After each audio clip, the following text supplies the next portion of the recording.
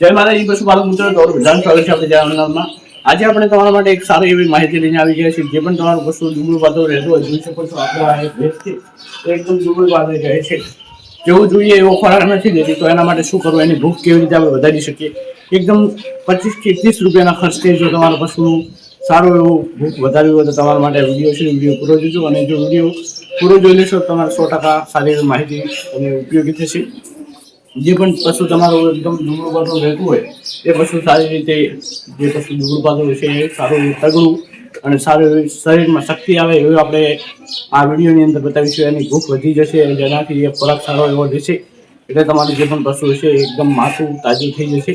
જોઈ શકો છો આ બીજા પશુ છે એ આપણે એકદમ સારા એવા માતા અને સારું એવું શરીર બાંધાવાળા છે, પણ આ પશુ એકદમ દુબળું પાતળું છે, એટલે કે જે આ ભેંસ છે એ દુબળું પાતળું છે, એના માટે આપણે એક ખોરાક નથી લેતી પશુ, એના માટે આપણે એક વસ્તુ લાવ્યા છે અને જે એની ભૂખ વધારશે, બતાવીએ તમને।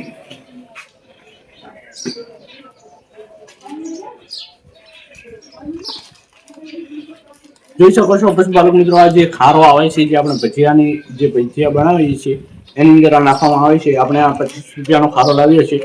આને કેવી રીતે ખવડાવવાનો, તો આપણે એની વાત કરીએ તો જે પશુ પાણી પીતું હોય એની અંદર નાખીને પણ પાણીની સાથે પશુ ખાશે તો પણ એની ભૂખ વધશે, અથવા તો જો તમે જે ખાણ કરો એની અંદર મિક્સ કરીને પણ જો તમે આ ખારો નાખશો, એટલે કે કેટલો નાખવાનો એની વાત કરીએ તો 100 ગ્રામ જેટલો તમારે સાંજે અથવા તો સવારે આ બે ટાઈમ 100 ગ્રામ નાખવાનો રહેશે।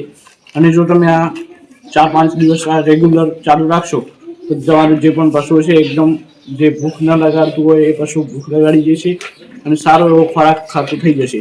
તો હવે આ પશુ માટે આપણે ટ્રાય કરીશું અને આ પશુ સારું એવું રિઝલ્ટ થોડું આપણને મળ્યું છે, એટલે આપણે આ બીજી વખત પણ આ ટ્રાય કરી રહ્યા છીએ। પશુ જે આપણે એક બીજું દુબળું પાતળું પશુ હતું એને આપણે માથું કરી દીધું અને હવે આ બીજું પશુ છે એના ઉપર આપણે આ ટ્રાય કરવાના છીએ।